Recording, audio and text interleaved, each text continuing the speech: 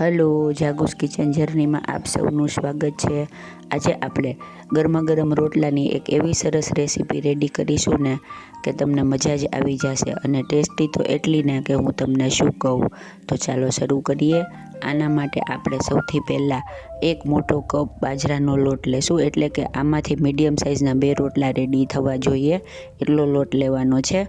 ત્યારબાદ તેમાં જરૂર મુજબ મીઠું નાખી અને પાણી એડ કરી સ્વાદ અને તેનો સ્મૂથ એવો બાજરાનો રોટલાનો લોટ રેડી કરીશું. થોડું થોડું પાણી નાખતા જવાનું છે અને લોટ બાંધતા જવાનું છે, જેથી આપણો બાજરાના રોટલાનો લોટ એકદમ સ્મૂથ રેડી થાય. આને એકદમ આવી રીતે પહેલાં મસળવાનો છે, જેથી તે રોટલો બનતી વખતે ફાટે નહીં. હવે લોટને સાઈડ ઉપર રાખી દેવાનું છે. ત્યારબાદ આપણે બધા પાપા કપ જેટલા વેજીટેબલ સમારીને લીધા છે. આમાં મેં વાલોડ થોડી સમારેલી, થોડા ગાજર, થોડી ફ્લાવર અને થોડા રીંગણ, કેપ્સિકમ અને થોડા વટાણા લીધા છે અને થોડો ગુવાર સુધારીને લીધેલો છે. બધા ઉનાળાના તેમજ શિયાળાના શાક, જે શાક તમારી પાસે હોય તે લઈ શકાય. ત્યારબાદ આપણે બીજી એક પ્લેટમાં ટમેટાં, ડુંગળી, આદુ, લસણ અને મરચાં, આમાં મેં લીલું લસણ લીધું છે. તમારી પાસે લીલું લસણ ન હોય તો તમે સૂકું પણ લઈ શકો છો. તેની પેસ્ટ બનાવીશું. એક મોટી ડુંગળી, એક ટમેટું લીધું છે.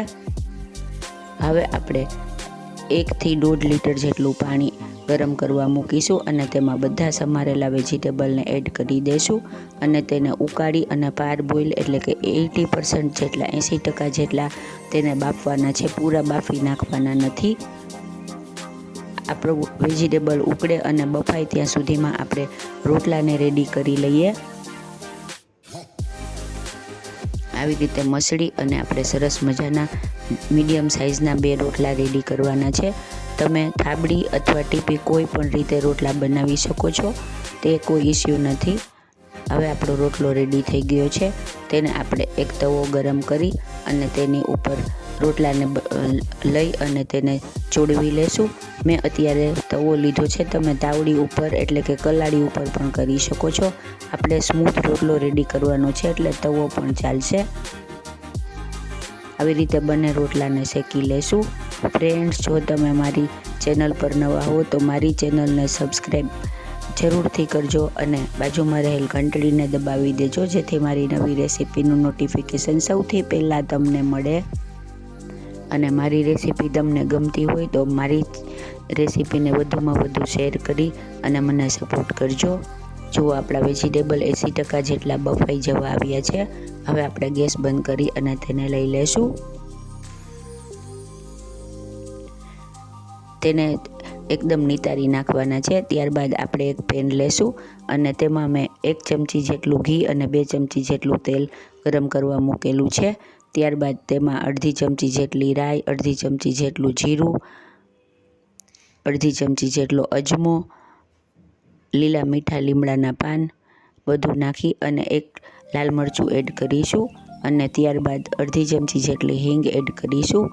વઘાર એકદમ સરસ આવી જાય એટલે આપણે તેમાં રેડી કરેલી ટમેટા ડુંગળીની પેસ્ટ એડ કરવાની છે, તે એડ કરીશું. ડુંગળી અને ટમેટાની પેસ્ટ સરસ રીતે સાતળી લેવાની છે.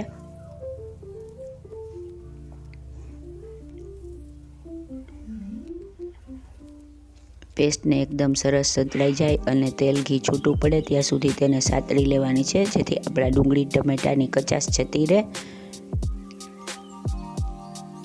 હવે આપણે તેની અંદર મસાલા કરીશું. આમાં 1 મોટી ચમચી લાલ મરચું પાવડર, 1 મોટી ચમચી ધાણા જીરું પાવડર, અડધી ચમચી હળદર, 1 મોટી ચમચી ગરમ મસાલો. ગરમ મસાલો મેં આપણે રેગ્યુલર દાળ શાકમાં લઈએ છીએ તે લીધો છે. સ્વાદ મુજબ મીઠું બધું નાખી અને સરસ રીતે ચલાવીશું. તમે આની અંદર પાઉંભાજીનો મસાલો પણ લઈ શકો છો, તે સૂપ ખૂબ જ સરસ લાગે છે અને તેનો ટેસ્ટ પણ સરસ લાગશે.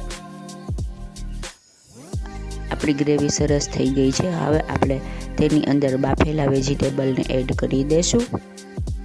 ફ્રેન્ડ્સ, આમાં તમને જે શાકભાજી પસંદ હોય તે બધા શાકભાજી તમે લઈ શકો છો.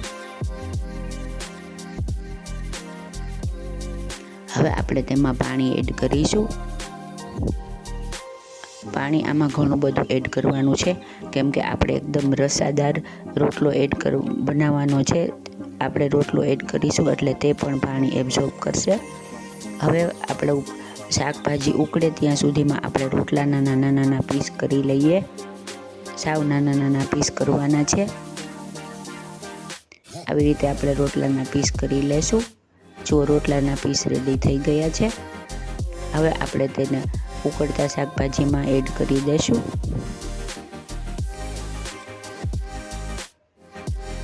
એકદમ સરસ રીતે આપણો રોટલો એમાં મર્જ થઈ જાય અને ઉકળી જાય અને સોફ્ટ થઈ જાય ત્યાં સુધી આપણે તેને ઉકાળવાનું છે. મિક્સ કરી અને 5 મિનિટ સુધી તેને ઢાંકી અને ચડવા દેશું, જેથી આપણા શાકભાજી અને રોટલો બધું એકદમ સરસ એકબીજા સાથે મિક્સ થઈ જાય. આ 1 પોટ મીલ છે.